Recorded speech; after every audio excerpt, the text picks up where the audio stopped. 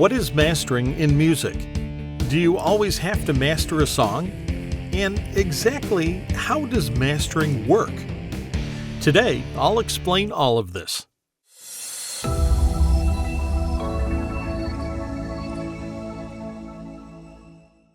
Mixing and mastering are two different things. Mixing is all about getting the levels right, adding EQ, delay, reverb, sidechaining, and so on. Mastering, on the other hand, is the final step before the track is released. I'll show you what a typical mastering chain looks like in a bit, but first, I'll explain what mastering really is. Let's assume that you're done mixing. You should always aim to get your mix sounding as good as possible during the mixing stage. After that, the track should be 99% finished. Mastering is the process of doing that last 1% fine-tuning and polishing before the track is released. Imagine that you've just bought a brand new car and you put on a coat of wax to make it really shine. The car represents your track after mixing. The wax job should represent the mastering. Another example would be a girl putting on her makeup. A new car is relatively easy to wash and wax. It won't need much work. Likewise, a good mix won't need a whole lot of mastering. A mix that's not ideal will need a lot of corrections during mastering. Mastering can fix some issues in a mix, but it's not intended as a tool to fix a broken mix.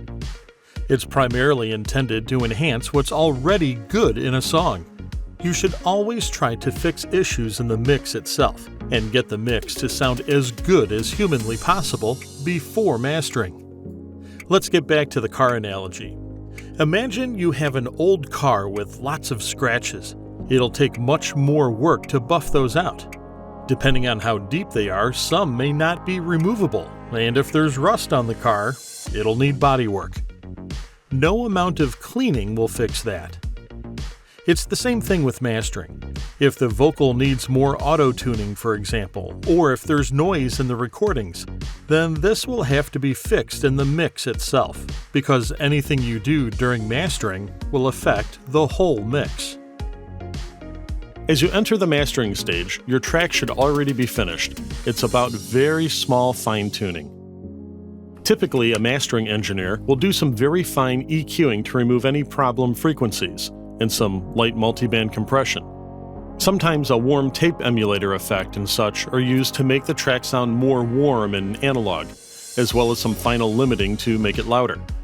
It's not the same process every time. It depends on the track itself. What one track needs in terms of mastering is perhaps what another track has too much of, and so on. Again, the process is different every time, just as people are different. Every producer has a unique style that requires a unique form of mastering. Mastering is an art itself. It's a highly specialized field, which is why there are dedicated mastering engineers who specialize in it. They have years of experience mastering, and most importantly, they have just the right equipment and facilities to do so. You always have a hard time monitoring in a typical bedroom studio. A mastering studio will have all the necessary sound-absorbing material on the walls and such. It's been designed with just one thing in mind: to reproduce sound as realistically as possible. You'll never be able to obtain the same level of precision in terms of monitoring in your bedroom. Even though a typical bedroom studio is not ideal for mastering, that doesn't mean it can't be done. There's also software available that can help mitigate these problems. For example, SonarWorks Reference 4 is specifically designed to help cancel out unwanted room coloration and will help you achieve a flatter frequency response. It works with both monitors and headphones. Another useful plugin is the Isotope Tonal Balance. It analyzes the tonal balance in your track and compares it to commercial tracks. When you can't fully trust your ears due to a poorly set up studio, poor equipment, or both, then visual aids like this can be extremely useful. Many artists prefer to send their tracks to a mastering engineer despite having the skills necessary to do it themselves. The reason for this, as you work with a track, you tend to become immune to how it sounds. After hearing the same track over and over thousands of times, It can be beneficial to have someone else master it, someone who gets to hear it for the very first time. That way, they can go about mastering it with fresh ears, without having their judgment clouded by having listened to it over and over for so long. This doesn't mean you can't do it yourself. A lot of artists actually prefer to master themselves. It's a personal decision. It's also possible to become good at mastering even though you don't have an ideal monitoring environment. It will take a lot of practice, and it's all about knowing your speakers and your room and how it translates to other rooms and other systems. A typical mastering chain will look something like this. Some corrective EQ will usually be used to boost or lower certain regions, or to deal with some resonant frequencies.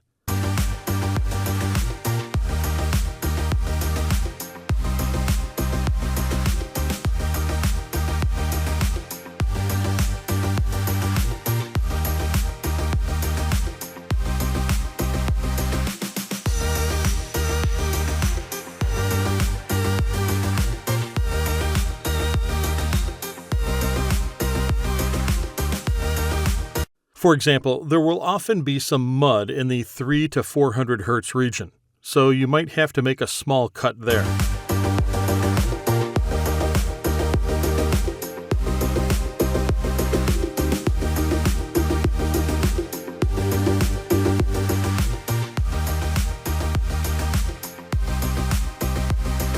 If the track lacks clarity, a wide boost of 1 to 1.5 decibels around 1500 Hz will often do the trick.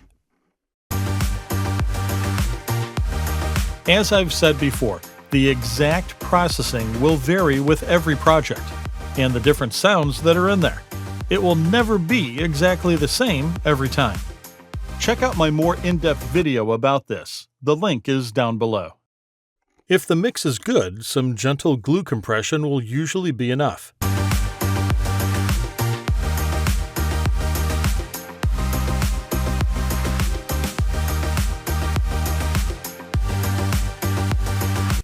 However, if the mix needs more attention, then the mastering engineer will usually use multiband compression instead.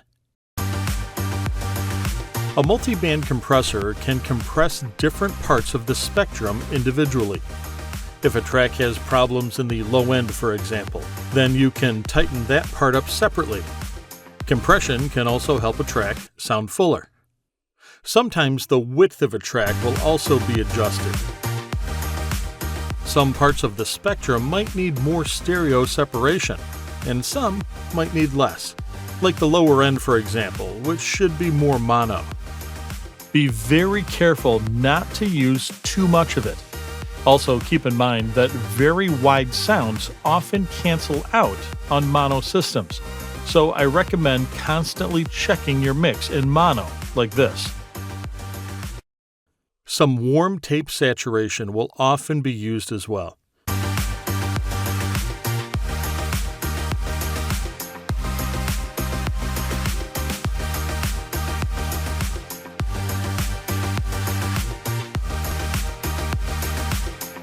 The last step is the limiter.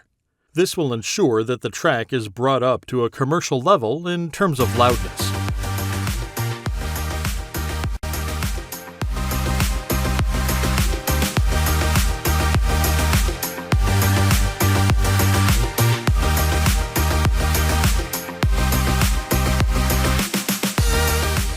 There should always be some headroom on the final master itself to help prevent clipping and distortion due to intersample peaks later on when the file format is converted.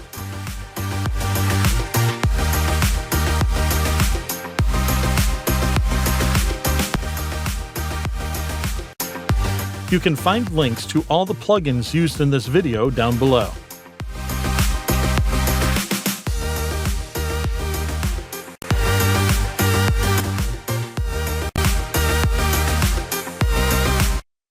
The exact mastering chain will differ depending on the mix and what it needs. A bad mix will need a lot of post-processing, which is not ideal. However, a perfect mix should only need some basic EQ and a limiter. I have a separate video explaining how to prepare a track for mastering, so make sure to check it out when you're done watching this one.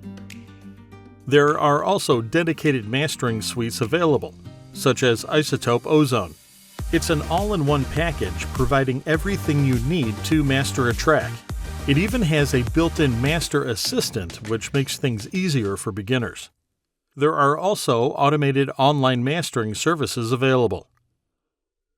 That said, there's no accounting for experience, so even the best plugins won't do much good in the wrong hands. I actually have a mastering service myself, so if you'd like me to master your track, then check out the links below. What do you want our next video to be about? Let us know in the comments below, and make sure to like, share, and subscribe if you enjoyed this video. Thanks for watching.